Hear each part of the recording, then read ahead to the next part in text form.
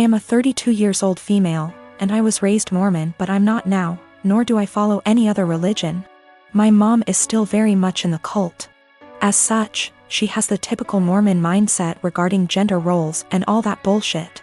Granted, I still think she'd be this way without her religion, though maybe not as bad. We get along splendidly, except when the topic of her religion comes up, which doesn't often. She's visiting right now. I don't see her in person much, but she came down for my birthday. It's also important to note that I have 2 sons. My 5-year-old has a mohawk. My 3-year-old has shaggy, shoulder-length hair. He's never had a haircut for a multitude of reasons, none of which would even be asked if he were a girl. Not long after she got here, she started going in on his hair. This is not the first time she's given her opinion on it. Why don't I cut it? Don't I want to prevent him from being bullied? Or from people thinking he's a girl? Because he hasn't asked and I want it to be his choice. Because he acts like I'm murdering him when I brush his teeth and hair. Because he also flails around like he's having an exorcism, so imagine that with a pair of scissors. Because if someone sees long hair and assumes girl, that's on them, and a simple, he's a boy, corrects it. But mostly it's because I don't want to.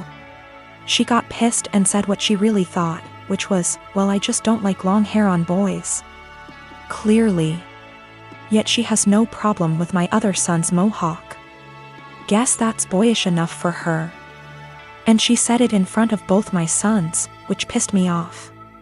I said the first thing which came to my head, which was, if you have a problem with long hair on boys, I suggest you take it up with your Lord and Savior Jesus Christ. You can start by asking him to get a haircut. Call John the barber. Bruh. If looks could kill, I'd be in outer darkness right now. She steeped in her anger for a while but didn't say anything else. She hasn't changed her opinion, nor will she. But I don't think she wants to get roasted again either, so she won't bring it up anymore. I feel like we're both assholes. As much as I hate her religion, that was also a low blow, and I have a tendency to speak first, regret later. Though I don't necessarily regret my words, I do regret how they made her feel. She is my mom after all. I have been living with my new wife and stepdaughter for about 6 months now. She's 19, almost 20, and I have 3 sons aged 18, 16 and 15. She's a really good kid and she's a good influence on my sons. I really enjoy having her around. My wife and her daughter moved into my house and sold theirs. My stepdaughter's father isn't present in her life, nor is my son's mother. All 4 children share a bathroom.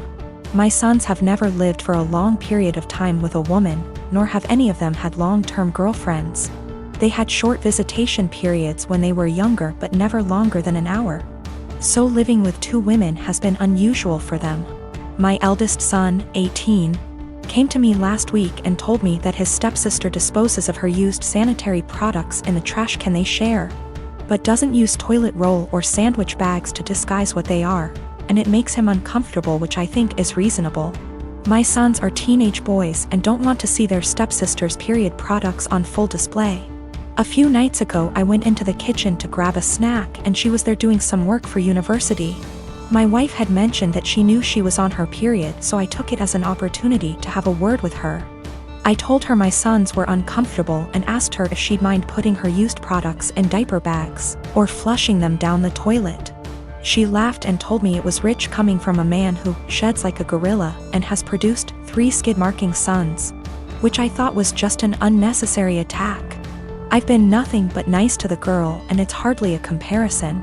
My sons shouldn't be subjected to her unhygienic products if it makes them uncomfortable. She went on to lecture me about how tampons can't be flushed and that it's bad for the environment if she uses diaper bags for everyone, which I think is just an excuse. I called her a scruff and told her that this was my house and that what I say goes. I later asked my wife if she could have a word with her, and she told me I was being ridiculous and that her daughter has had her period for 10 years and knows what she's doing. When I told her it was making my sons uncomfortable, she said my sons needed to get a grip and turned over and went to sleep. This is a genuine issue to me and she didn't care enough to have a discussion about it. I asked my stepdaughter again in the morning and she did the same as her mother, completely dismissed it. Both of them have told me to stop being so silly, but I don't see how I'm being unreasonable when it makes my sons uncomfortable. My sister Amanda never met her bio mom.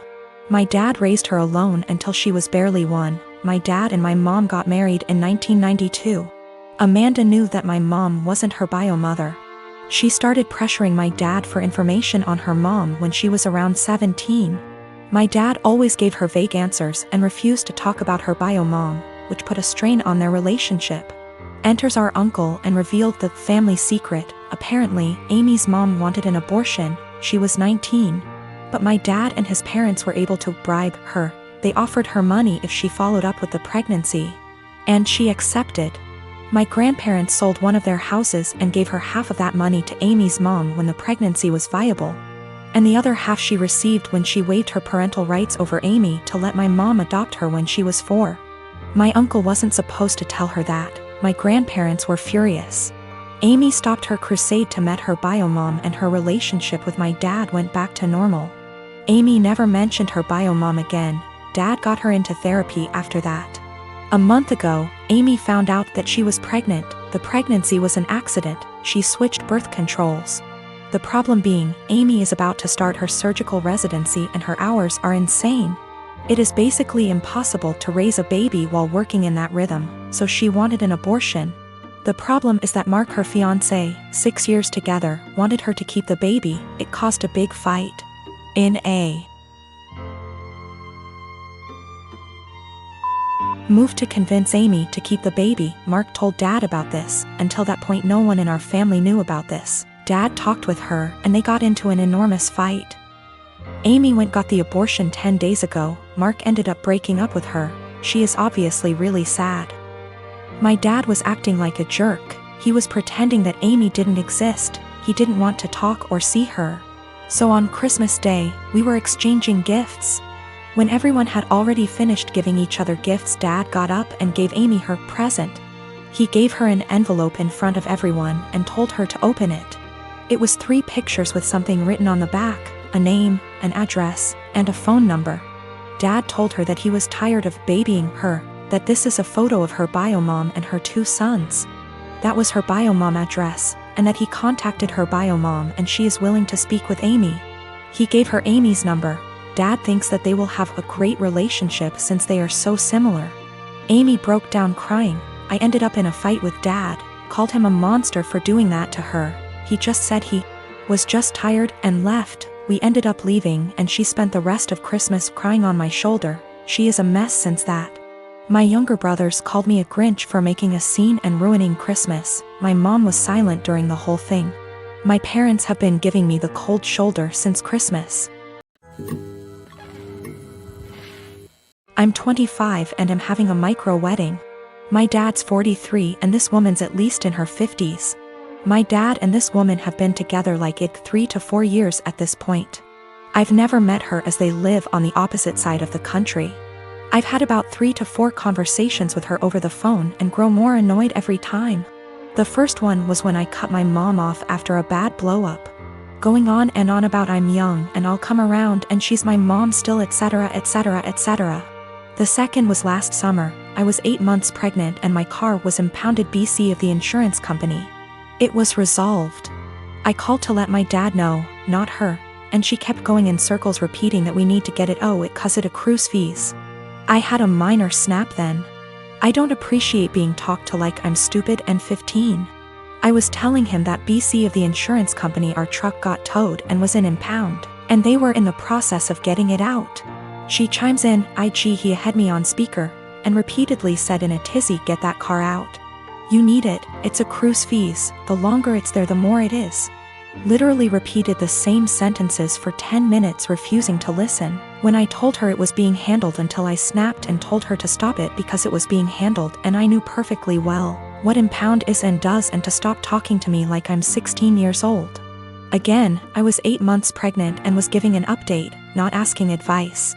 I sent my dad an invite specifically addressed to only him and his RSVP was pre-filled for only him. I've seen him all of 2 times in the last 10 years and the only time he made an effort of contact was when I was pregnant. Well, now I'm getting married in a week at this point. He never sent his RSVP card, so I texted him asking about him and his parents, and he said they're all coming. So I reiterated all 3? And he said 4, including this woman. I said his invite was addressed to him and pre-filled for 1. I haven't had a text since.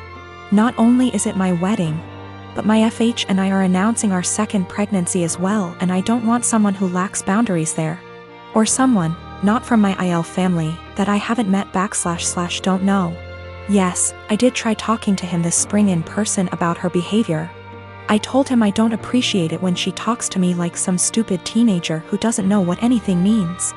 I don't call for advice, I call to give updates. I didn't need or appreciate the consistent repeating of information I had made clear I already knew. He told me she's just motherly, and I told him that's great for her. But I'm not her child, I'm not her friend, and I don't need another mother. I have 3 and didn't need another one. I'll be sending a message tomorrow asking if he's coming or not, and if he won't go without her, that's fine. Just don't come at all, and I'll send a Zoom link that ends promptly after the ceremony. It's my wedding and I just don't want her there. If he doesn't want to go without her, that's fine. I'll send a link to the stream for those who couldn't be there.